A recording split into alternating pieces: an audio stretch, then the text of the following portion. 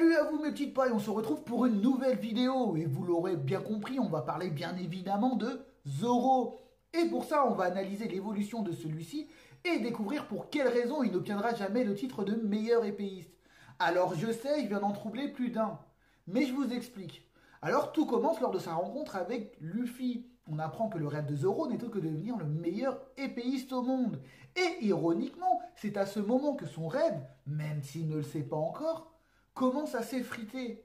À ce moment, l'ambition de Luffy n'est en aucun cas une entrave pour le rêve de Zoro, mais plutôt une évidence. Cependant, les prémices de l'échec de Zoro prendront véritablement forme pendant l'arc Baratie et sa défaite contre Mihawk. Suite à sa défaite contre celui-ci, Zoro fait une promesse à Luffy, celle de ne plus jamais perdre.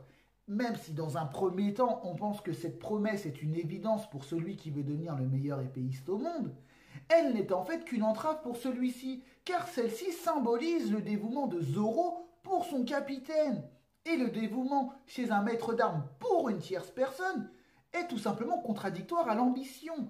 En effet, les maîtres d'armes connus dans les mangas ont souvent une vie solitaire, tout simplement pour se dévouer uniquement à leur art. On peut le voir dans le manga Vagabond, dans le manga Berserk, avec Guts, et aussi avec Mihawk, et sans oublier le personnage de Ryuma dans le one-shot Monster de Ichiro Oda.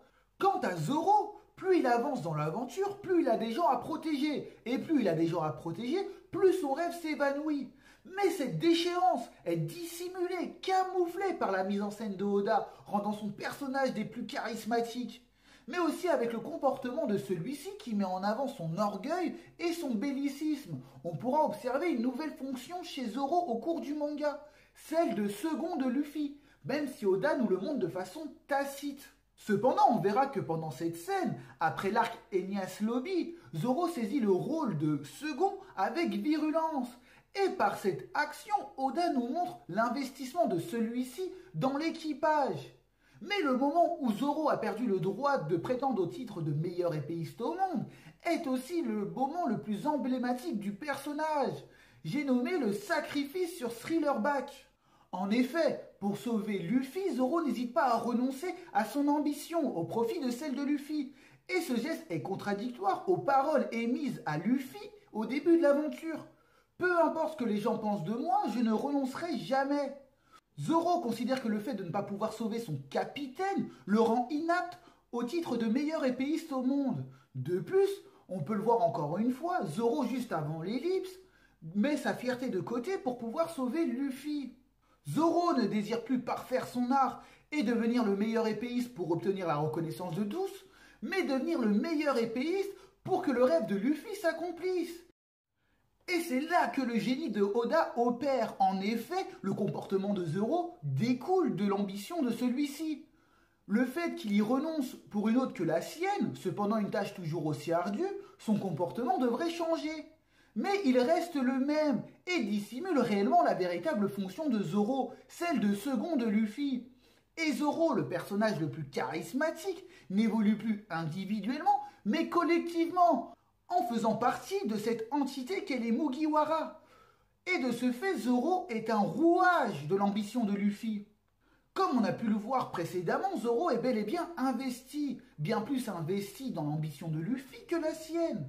De plus, Zoro a une fonction, au même titre que Rayleigh. Celui-ci est connu comme le second de Goldie Roger, et même si ses talents à l'épée sont supérieurs à ceux de Mihawk, il n'est pas considéré comme le meilleur épéiste au monde. Cependant, personne ne doute de sa puissance. Et c'est pareil pour Shanks.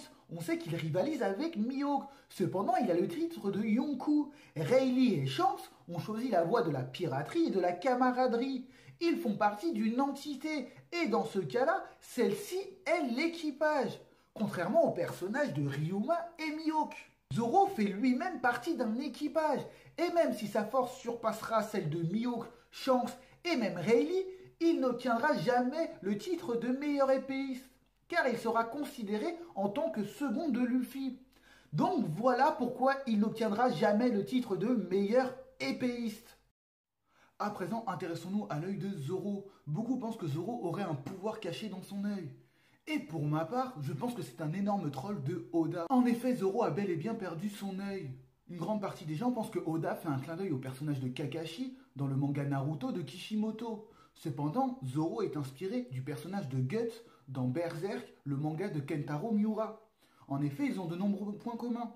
Tous deux sont épéistes, ils ont une cicatrice, et en plus, ils ont un côté badass.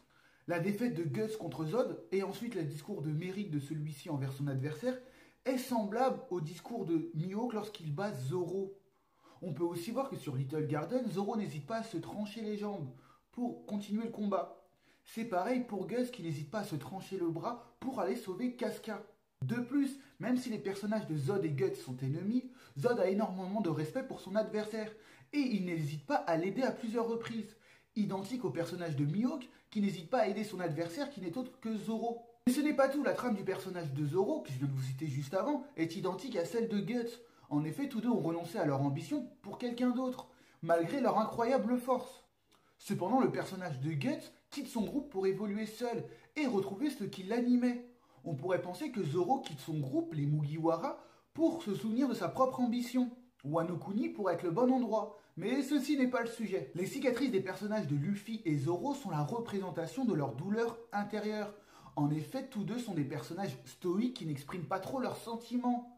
La seule façon qu'a Oda pour représenter leur douleur émotionnelle n'est autre que les cicatrices liées aux événements douloureux. La cicatrice de Zoro sur le torse représente clairement sa défaite contre Mihawk et la honte d'être si faible. Pareil pour Luffy, cette cicatrice énorme sur le torse qui était destinée au cœur représente la mort de Ace. En effet, en regardant leurs cicatrices, on voit que tous deux ont eu un passé douloureux. Pareil pour le personnage de Guts dans Berserk. On voit que ces cicatrices définissent dans quel monde horrible il vit. Donc, maintenant qu'on sait que Zoro est inspiré de Guts, on peut se tourner vers la véritable question. Comment a-t-il perdu son œil? La logique voudrait que ce soit Mihawk. Cependant, je ne le suis pas. Depuis son passage dans le Nouveau Monde, on voit bien que Zoro est bien plus présent et bien plus virulent au sein de l'équipage. En effet, sur Punk Hazard, il n'hésite pas à réprimander Luffy sur leur pseudo-défaite par César et les Tickle Brothers. De plus, sur Zou, on peut voir que Zoro est autoritaire sur le cas Sanji. En effet, on a l'impression que celui-ci est au courant de la dangerosité du Nouveau Monde. Si vous vous souvenez bien, Mihawk, lors de sa première rencontre avec Zoro, pourchassait Don Krieg. On apprend par la suite que Mihawk est un Shichibukai, un pirate sous les ordres du gouvernement. Il peut naviguer et chasser d'autres pirates en toute tranquillité, et recevoir la prime qui lui est due. Et depuis l'arc Marineford, on sait que des prisonniers du niveau 6 ont été libérés. Et beaucoup n'ont pas suivi Barbe Noire. Par contre, on a pu voir une certaine animosité envers Barbe Blanche. Donc voilà ma petite suggestion. Dans le niveau 6, les pirates qui se sont échappés sont de véritables calamités. Et pourquoi pas, Mihawk en aurait capturé quelques-uns. Et une fois relâchés, ces pirates auraient décidé de se venger. Et décidé d'en découdre avec Mihawk. Mais comme Zoro s'entraînait avec lui, il aurait été pris dans cette vendetta. Et aurait perdu son œil. Donc voilà pour le cas Zoro. J'espère que cette vidéo vous a plu. J'espère que mes petites analyses et théories vous ont plu. Donc comme vous le savez, n'hésitez pas à commenter, liker et partager. Et surtout, abonnez-vous. Donc on se retrouve pour une nouvelle vidéo. Je vous dis, abonnez-vous aussi à mes collègues qui sont juste là. Ça fait plaisir. Ils font des bons trucs, des AMV et des théories sur One Piece. On se retrouve pour une nouvelle vidéo. Au revoir mes petites pailles.